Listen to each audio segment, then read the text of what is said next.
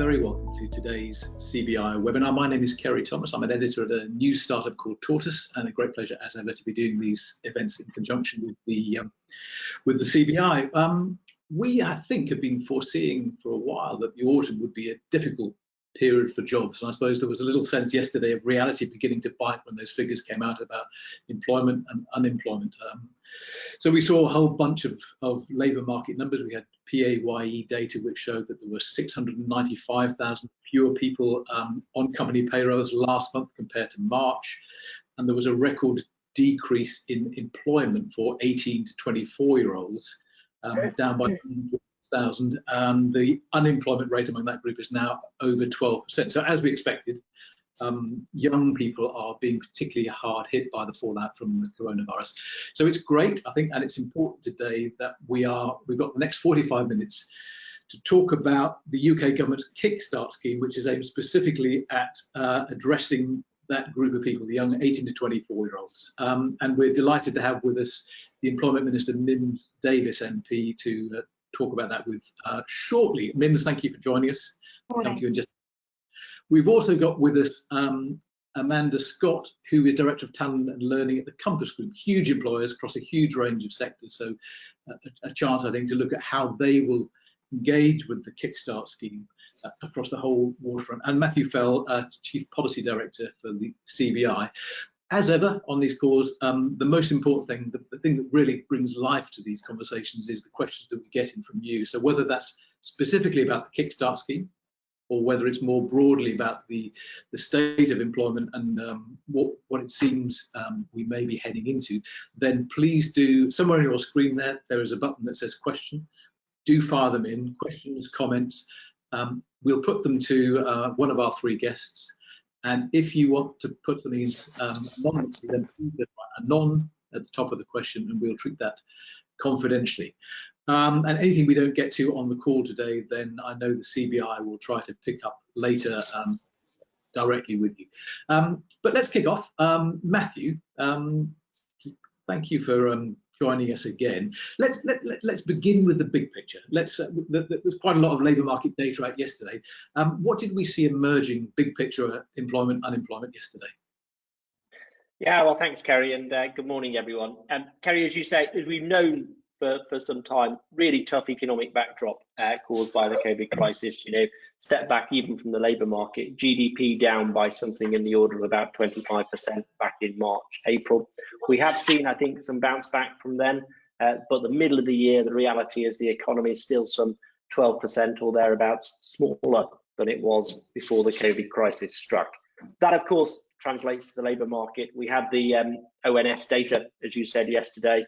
Again, no surprises, UK unemployment, highest level for a couple of years. And sadly, the reality is that is set to get even tougher, I think.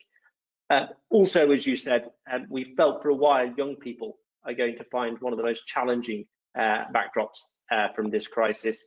I think, again, the data yesterday revealed the sharpest drops amongst the 16 to 24-year-old categories, over 150,000 fewer young people in employment in the 3 months to July than was the case in the previous quarter. So it's challenging out there. We know, of course, that we've had significant and really terrific interventions from the government along the way on this. The headline job retention furlough scheme, a really significant intervention. And I think we're really clear that has absolutely saved jobs and kept people in touch with their employees, kept them in touch with the labour market. I think one of the good news stories is that's gone from a peak of something in the order of 9 million people being furloughed. I think latest estimates would put that down as low as perhaps 3 million. So a significant proportion of those who were furloughed already back in work, which is terrific. Of course, that scheme can't last forever. We know it comes to an end at the end of October. And critically for businesses, there is a 45-day consultation period for those who are faced with the situation around consulting on redundancies. That kicks in tomorrow, so we're really keen to look at all possible interventions. One of the ideas, Kerry, that the CBI has put into the Chancellor is we're crystal clear the furlough scheme is coming to an end. That has been spelt out loud and clear, but we do think a range of successor interventions can be helpful. One idea we put forward is a short-time working scheme. So essentially, people would have to be back in work for a minimum of 50% of the time. That, we think, heads off the problem of so-called zombie jobs and propping up unsustainable futures, which isn't healthy for anybody. But then for the remainder of that time, the contribution for the non-working hours would be met perhaps a third between government, the employer, and the individual taking a hit. So that is one of the ideas we've got out there, along with what is going to be the focus of today's conversation. Again, a really big, chunky intervention around the Kickstart scheme aimed specifically at younger people. Yeah, and Matthew, is it your impression generally that we're moving from a situation where we had a small number of extremely large schemes that were dealing with the problems that we've had to perhaps a slightly more niche solutions to individual problems and a portfolio of different solutions from government and elsewhere? I think that is going to be the case, Kerry. I mean, I think absolutely right. You know, at the outset of the crisis, moving at speed was absolutely critical, and that lent itself to sort of big, broad brush solutions that helped large swathes of the economy. That was absolutely right for the time. I think what we've seen already, both from some of the economic data, but also the insights that we get from talking to companies around the country, we're actually seeing something of a multi-speed recovery emerging. Some sectors and businesses starting to get back into a much healthier shape and so on. But also, I think that is impacted by the nature of the business. Those particularly who've managed to shift significantly online and go digital have fared a lot better.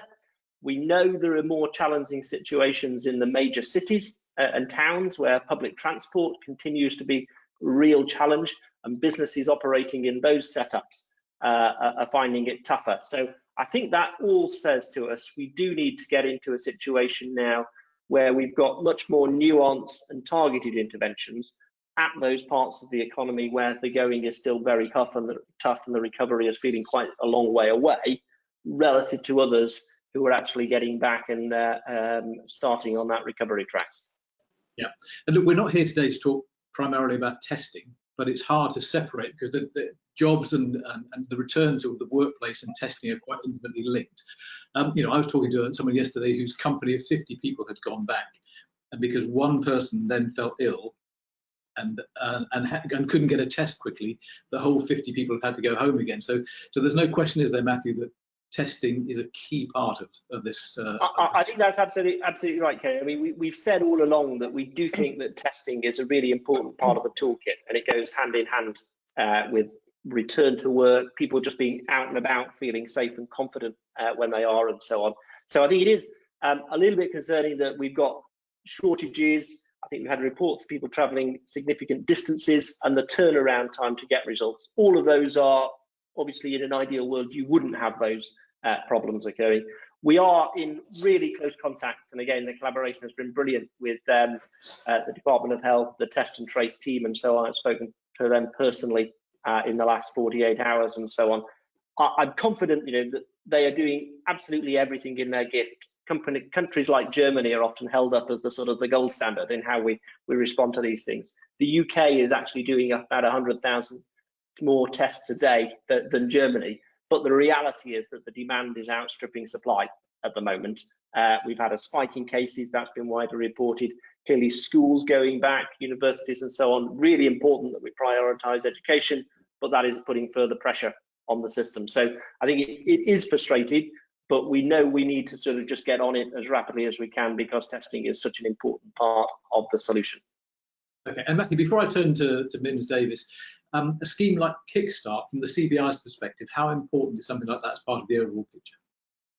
Yeah, a big intervention, really significant. You know, it's a chunky sum of money, and it's targeted at a really important part of the jobs market, those younger people who are really under pressure. I think, you know, huge credit we with the government and Mims team. We have put this together, I think, with great agility and collaboration. I've been really pleased. The CBI has managed to put together a broad range of different businesses, sizes, sectors, parts of the country. We've put together a number of round tables with officials from the DWP to help inform and give some insights into the design of that scheme. So that has been terrific. I think there is strong appetite from businesses. A little bit of a trail. We've got our regular employment trend survey out soon, and I know that will show at least something in the order of 1 in 10 businesses planning to look at and participate in the scheme. So the reaction, I think, is good. Inevitably, when we're moving at speed, there are a few questions that have been put forward from people that we can iron out as we go. I think it'd be really interesting to get into the detail and the discussion today. How does it work for smaller and medium-sized companies, particularly those who can't take on 30 or more people? How do they sort of join forces with others to participate in the scheme? I think companies are rightly saying, okay, this is great for new hires. Can it go hand in hand? What are the other solutions about supporting existing staff, particularly young people and apprentices and so on? And of course, there is the question, we go into this with really good intent. What happens in unforeseen circumstances? You know, if we're then faced with a further local lockdown on our site or area and so on, how does that impact on our ability to successfully participate and deliver it? So, you know, when we're putting something new in place, there are bound to be those questions that are thrown up. I think what has been terrific all the way through this crisis, Kerry, is we've seen a level of comfort to sort of collaborate and put things in place, try it, and then iterate as we go to fine-tune and improvement. I think that's the sort of spirit in which we'll sort of kick off this scheme and get underway with it. Yeah, look, I feel confident we're going to touch on all of those things in the course of the next half an hour or so, Matthew. So let me come to you, Lindsay. Thanks again for joining us. Before we get directly into Kickstart, can I just get what was your view of the employment figures you saw yesterday? What picture do you see emerging from them?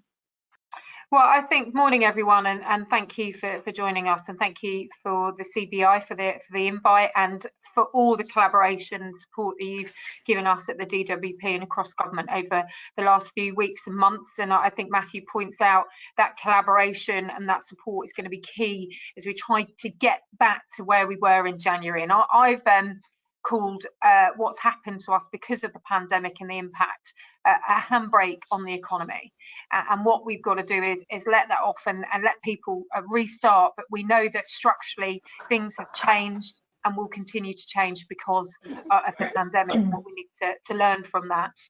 In terms of the broader employment pattern, I think that the furlough has done exactly what we wanted to do, protect jobs, keep people as close to their workplace as possible, and secure the next stage as much as possible. And you know, pretty much half of those people who were on furlough in March are now back at work, and that's really welcome as we head into October.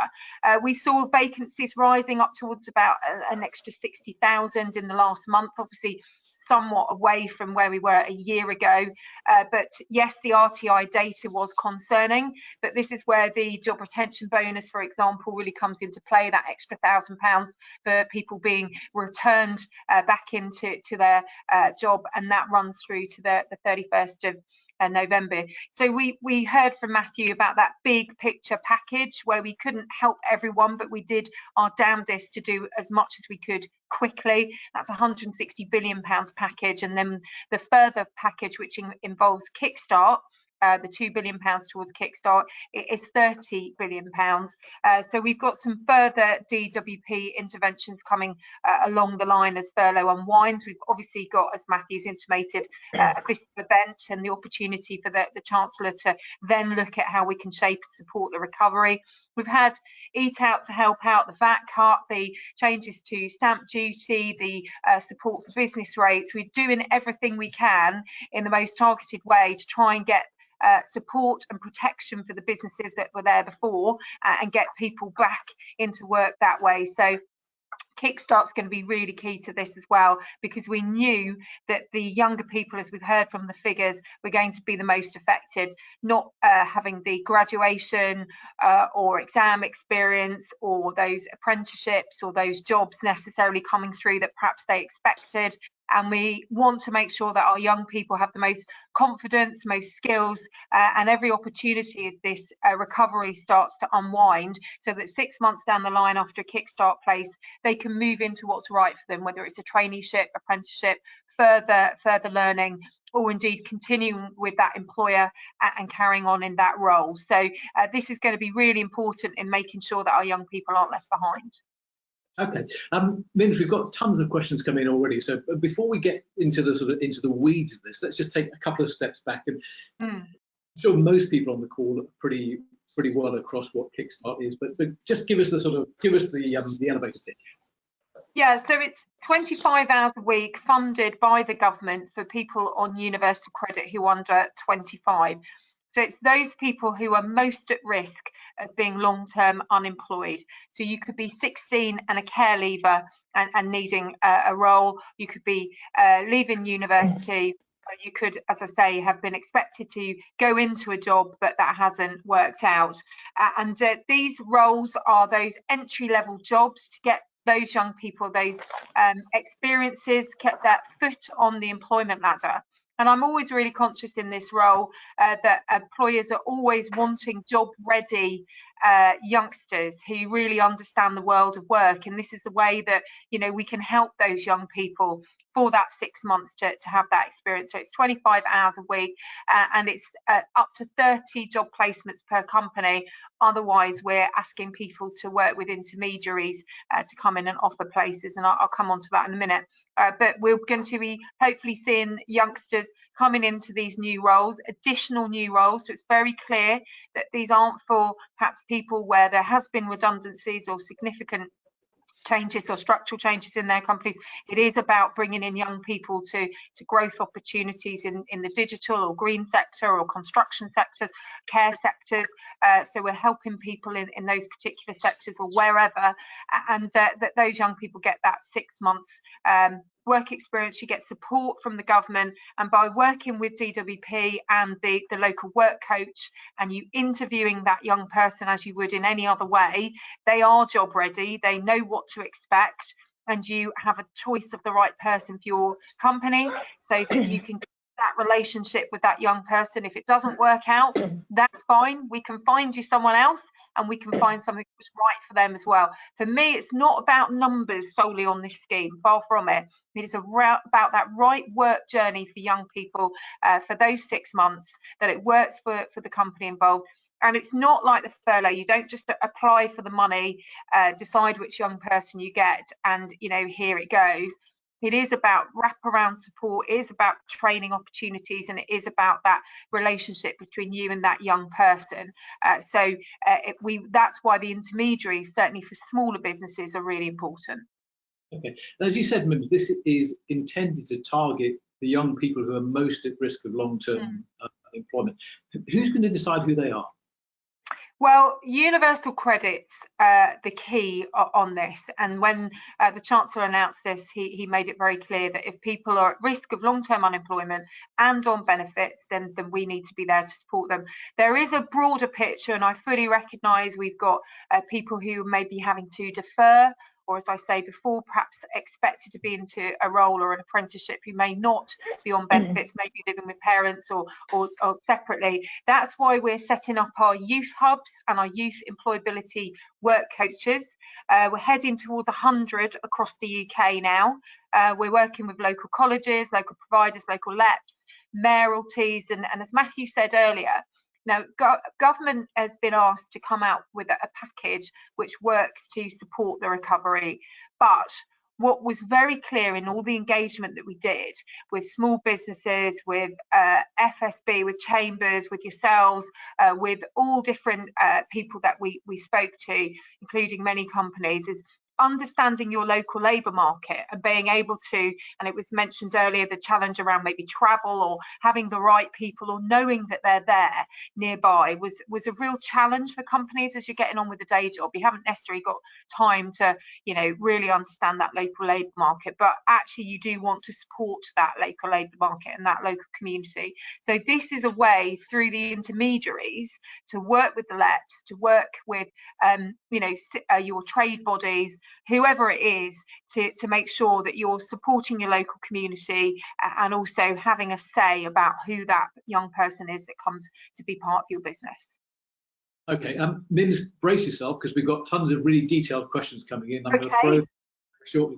I'm going to give you a breather and just bring Amanda into the conversation, because Amanda, Compass, I know that Compass is hoping to be an early adopter of Kickstart. Yeah. Tell us why the scheme looks attractive to you. So there's a couple of reasons. One, it aligns well with our social mobility aspirations, and we signed the social mobility pledge last year, and we're doing a lot of work you know, as a company, we don't have the same barriers to entry as other companies, and we've got the ability really to offer entry-level jobs, but also the prospect of a career within our industry, within our company, beyond those entry-level jobs. So I think that's quite appealing. So we also are a big employer in the UK. We want to support you know, development of younger talent, particularly in the challenging times that we face. So there's a kind of values-driven thing to it, but there's also a very kind of practical business imperative in that we're a big employer. We have a lot of jobs. We need a talent pool, and young people are key to the future of our organisation, as with many organisations. So we want to help support that for not just Compass, but the industry beyond Compass. Right, and have you got any idea yet how many placements you might be looking at in Compass? So we're kind of working quite closely with the DWP on the detail of the scheme and how it can work. And our conversations with the exec, all of whom are really passionate about development, and we've got a really strong track record in that, is they're very committed. They want to support it, but we want to do it right. And as Mims, I think, said, it's not about numbers. It's about having the right experience for each candidate. That said, we're a large employer. We would hope, if it evolved, you know, in the way we hope it will, that we would be taking, you know, in the hundreds potentially on this scheme over the next year and a bit. Okay, and would your hope be that, because Kickstart itself is time limited, but this would be an entry point to Compass for those people that would go beyond Kickstart itself? Yeah, absolutely. As I say, we're a large organisation. We've got over 6,000 locations across the UK. We have, you know, opportunity. Obviously, we're one of the sectors that are kind of at the economic front line of COVID in terms of the impact it's had. But, you know, we hope to see the other side of that, and, you know, we will have a continued need for talent. And if we can bring young people in, give them the right skills, give them the right experience, and encourage them to join us as a sector to progress their career, then absolutely we're up for that. Okay, right. Mims, are you ready? Well, firstly, can I say thank you to Amanda, because that's music to my ears. Brilliant. Thank you so much. All right, let's go.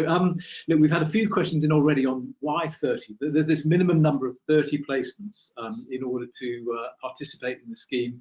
A couple of people saying this means most companies cannot apply themselves. So explain to us the rationale behind that minimum threshold.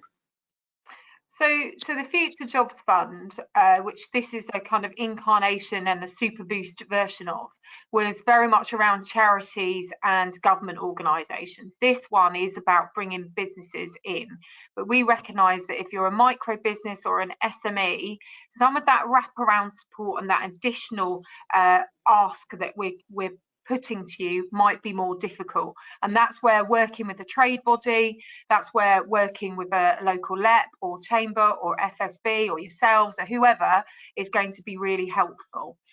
You get £300 as the intermediary to look after that person, and then the person who is taking on the young person gets an additional £1,500 to spend on uniform, tech, any upskilling, any training that's needed.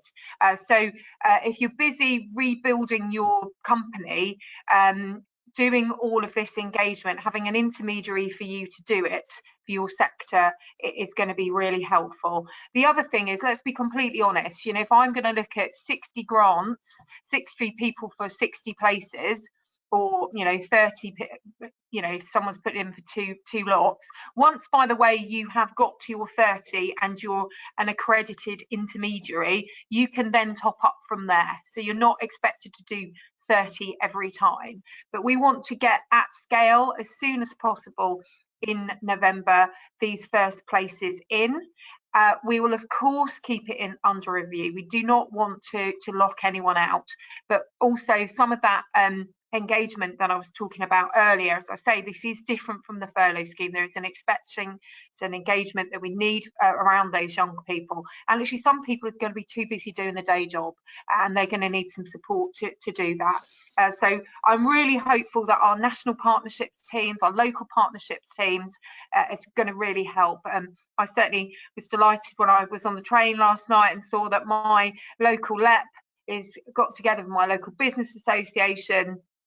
Everybody's come together with the councils, and they are going to have a suitable umbrella. So this should mean that you're plugged into your local labour market, and it means you get the right person. And if you're a smaller business, you can get on with the day job. Okay, so you said at the beginning there that you thought that wraparound support might be a more difficult question for if you were, you were taking on fewer than 30 placements. Can you just give us a concrete example of how you think that might be difficult and how this sort of scales? So absolutely. So I spoke to a bunch of umbrella organisations yesterday, including the hair and beauty industry. So if you're, one person working in a salon and you're happy to bring a young person in to support you, actually having that support from your local chamber, your LEP or whoever to help you with that. Also, if there's a problem, if there's an issue around that young person, if I go back to that 16-year-old care leaver, if it's not working out, you're going to have the link with your DWP and your local work coach, and there is a way for you to manage a situation. So there's also a kind of safeguarding side on both sides for this as well. But as I say, this isn't meant to be a barrier, far from it. I've heard from amazing groups of people, from roofing companies to people in the golf sector, as in playing golf, who are going to be bringing in potential young people into their businesses because of the fact that they can all club together to do it. So for me, it's a massive positive, but I do recognise on the outside it's difficult. We're going to be publishing a list of our initial intermediaries, and it has, been a chicken and egg situation until we knew the strength of interest here, and managing that as well of, one person in Barrow and Furness for one particular job. For the DWP, we got the day job to do as well, of getting people into work, getting people supported as well. So I hope people recognise this is about building up at scale. And the other point for smaller businesses and anybody is you can apply up to the end of next year. So you don't have to have those jobs ready in November. Okay. People are interested in this idea of wraparound support. So I think you've touched on some of this, but let me just sort of go a bit further into the detail. A question about exactly what level of training and wraparound support the DWP is expecting employers to offer. How are you expecting it to happen? Are you expecting employers to deliver the training themselves, or could there be third-party trainers who'd be involved in supporting it? Yeah, so that's exactly why having the intermediary there making the bid on your behalf is really important. So what you can give and what you need to do, whether it's a CIS card or whether it's particular DBS checks or anything that goes with it, that can be all part of the bid, and that can be agreed as this goes through. And that's where your local DWP team and those national and local partnerships and working with the local youth hubs will come into play. It will be different for every sector. As I say, we're trying not to make this onerous, but we're also trying to make sure that the young person gets a good experience. They come out extra work ready with a bigger network, with more confidence. Hopefully, as Amanda just described, that they can go on and progress with that employer, maybe look at a traineeship or apprenticeship, further study, anything else that goes along. But it makes that person more employable. They can maybe go into some kind of specialisms in their particular sector that they've joined. They may realise that sector is absolutely not for them, but they've got the confidence to go for what they really want to do. And that's going to be, as important as this for anyone. So, outcomes for our young people, not leaving them behind while this recovery unwinds, is vital. And anybody who can offer us a place, whether it's through the larger companies such as Amanda's got, or indeed those SMEs or micros, these are vital. Thank you. Yeah, and Amanda, when you at Compass are thinking about this, how important is that wraparound support as a part of the equation? Oh, I mean, it's absolutely built into the plans that we've already got, in terms of we're working with an external training partner to do an initial 2-week induction where they get a whole range of kind of core functional skills, you know, basic IT, basic maths, basic English, for kind of from a workplace perspective. We'll also then have a training plan for them so that the line manager is clear and that the employee is clear. Here are the types of skills that you're going to learn, and we want you to tell us, you know, when you've learned them. So we've got, I think in the first 6 weeks, we're planning a sort of weekly check-in. So my team are used to running the apprenticeship program where we're very high touch. We'll mirror that. We'll have weekly check-ins, and then we'll have regular sort of every 6 week reviews. I think we've planned. We're working that with the DWP. We're quite well set up as a big employer to be able to do that. I appreciate that not all employers have the infrastructure, which is, as Mim says, why the kind of partnerships are important.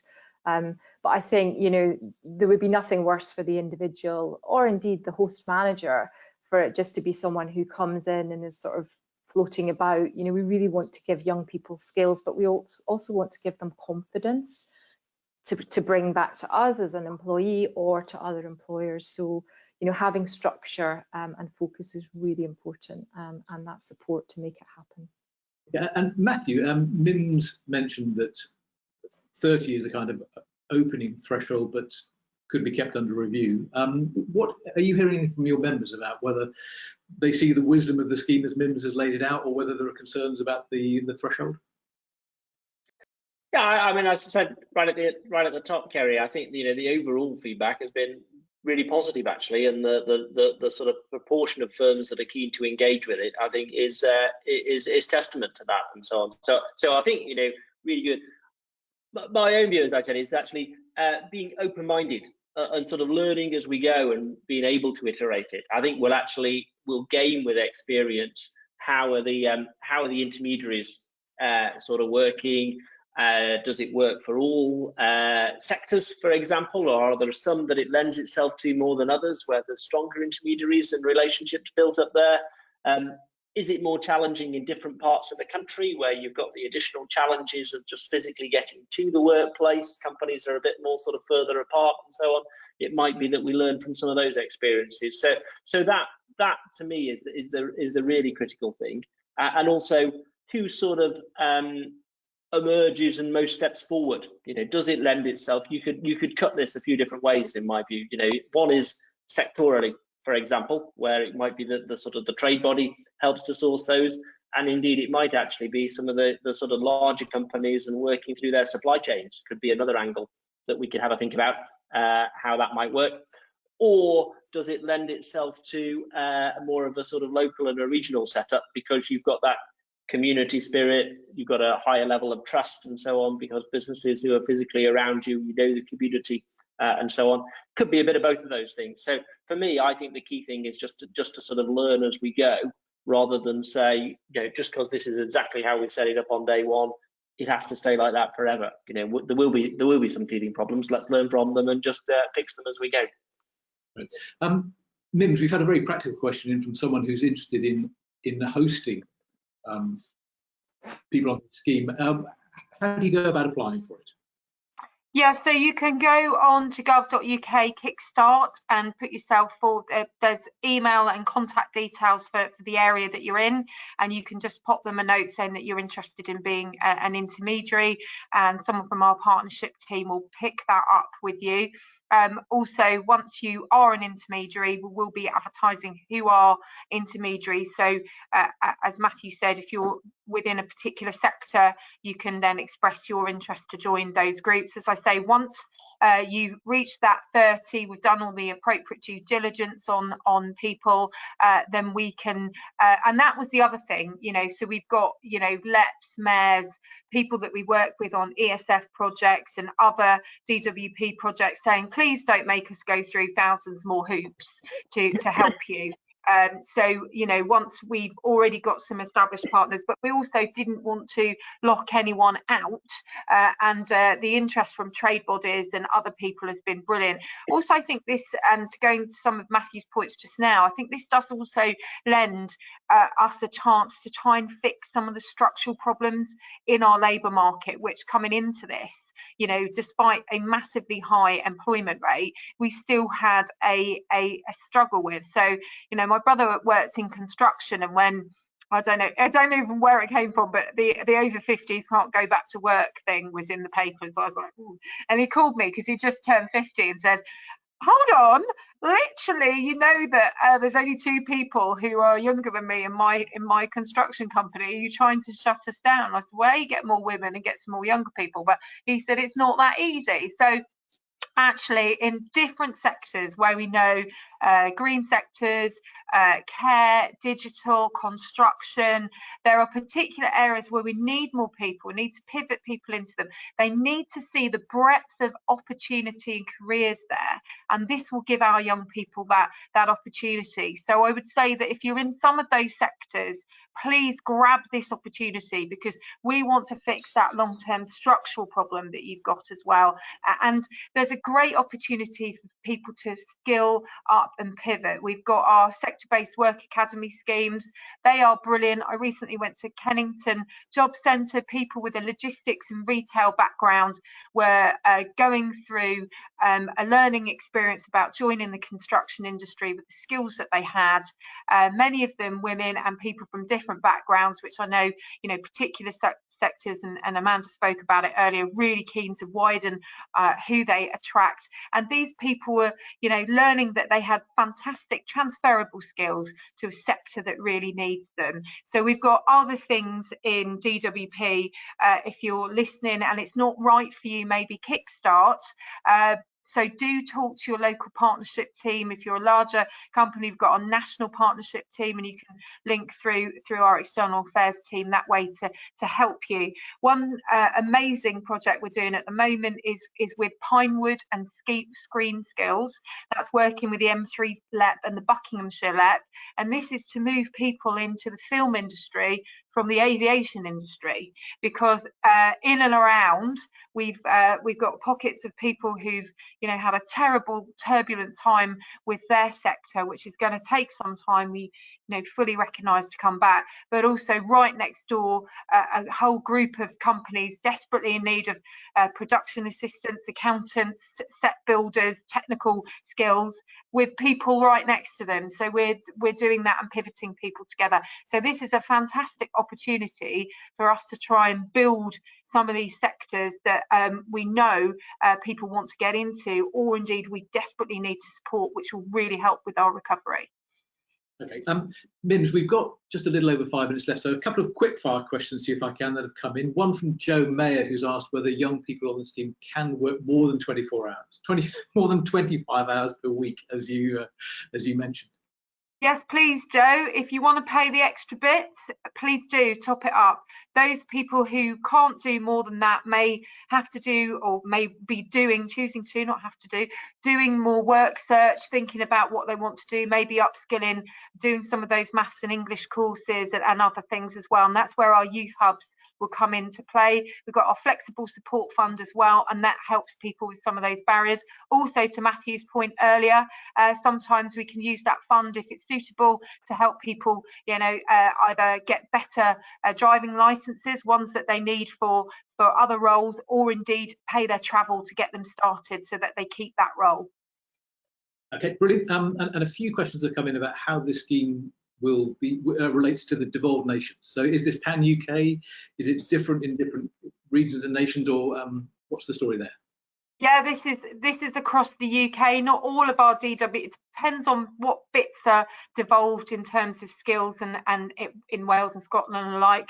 But yeah, we've got a way of making this work across the nations, and also in Scotland and Wales, because of the way that things have devolved down. We've already got some similar programmes in Wales, for example, but all of this is designed to dovetail into either traineeships or apprenticeships. That's where your local DWP team will be able to help you. Okay. A final thing I wanted to touch on, we've had a few questions in about apprenticeships, and I think this is something that we might pick up with Amanda as well. People wanting to know whether how Kickstart participants might pass on to apprenticeships, how the Kickstart scheme might relate to apprenticeship schemes. What's the thinking on that?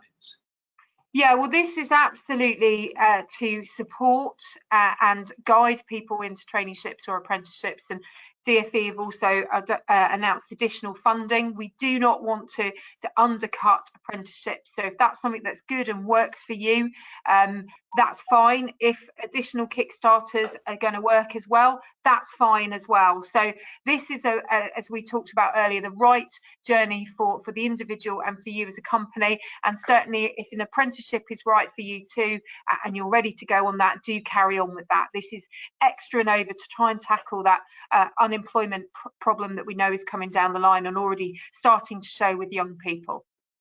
Okay. Amanda, at Compass, would you hope this would dovetail with apprenticeships in that sort of way? Yeah, 100%. I mean, I think it's a great opportunity to introduce them to our business, introduce them to the sector, and we're pretty experienced in delivering apprenticeships. We've had huge success. We've got 300 people on our programme right now across different disciplines. So yeah, I think it's a great opportunity. Okay. I mean, Kickstart, Kerry, is additional jobs. I just need to remind people on the call. So, these are ones that you're opening up for all the reasons that Amanda's just described to, get people off benefits, open up your company and the opportunities there. And part of your application, you'll have to make it clear how these are new additional roles. Yeah, okay. People are still on the questions really interested in the role of intermediaries, how they become intermediaries, and particularly someone's just asking Mims whether there is what sort of support, I think you've touched on this, but perhaps a bit more detail on the support that would be available for intermediaries if someone wants to set themselves up in that way. Yeah, so we've got charities who could be intermediaries. As Amanda said earlier, local training providers or national training providers are already coming forward. And that's really, again, going to be about what you put into your application. Now, when you apply, so you can either get together with an intermediary and make it clear what you need with that relationship there, or when you put in your application online, you can spell out what sort of support you can offer, and you'll be guided by the application process about what we need to see. Now, if it lands to us and we haven't quite got that detail, but we're really keen that you fill in the blanks and we help you do that to get those roles and opportunities for our young people. And we'll do this with any application. We'll come back to you and explain what more you might need to do and how we can help you. And that's where our local DWP teams and our partnership teams come into their own again. Okay, and this may be the final question, Mims, but Jessica Miller-Clark has written in with a bunch of questions. I'm sorry, Jessica, I can't do them all, but the final one you raise is if in the circumstances where one of these placements, Mims, doesn't work out for the young person involved, how will that person be further supported? So that's where the fact that they're on universal credit and they've already got a work coach, and there may be some ways through the youth hubs that people are sent to you as well, if that's the right person for your right sector. But that's where not only having, if you're a small business with the intermediary, will really help, and the work coach will check in with the young person and the employer. If it doesn't work out, we will be able to send them on those sector-based work academy programs where there are various upskilling and other training courses that we can do. We can look to maybe move the Kickstart scheme. It might be actually they're more suited with further study and apprenticeship or another particular role. But people should be referred to you that are right for Kickstart and are right for your company, and you interview them in a normal way. If there's a problem, that's where the work coach and the relationship with the DWP will help you to move that person on, maybe bring someone else in. But we want it to be a good experience all round, as Amanda's just described. Yes, there might be, as Matthew said earlier, challenges, but we will learn as we go, and we'll hope that it will work out brilliantly for you. And if you're considering it, thank you so much. What a perfect note to end on. We're out of time there, Mims. So let me thank you all. Mims Davis, Employment Minister, thank you very much. Amanda Scott from Compass and Matthew Fell. Tomorrow, CBI webinar is on SMEs and innovating to build back better. So we look forward to seeing you there, but thank you for joining us today.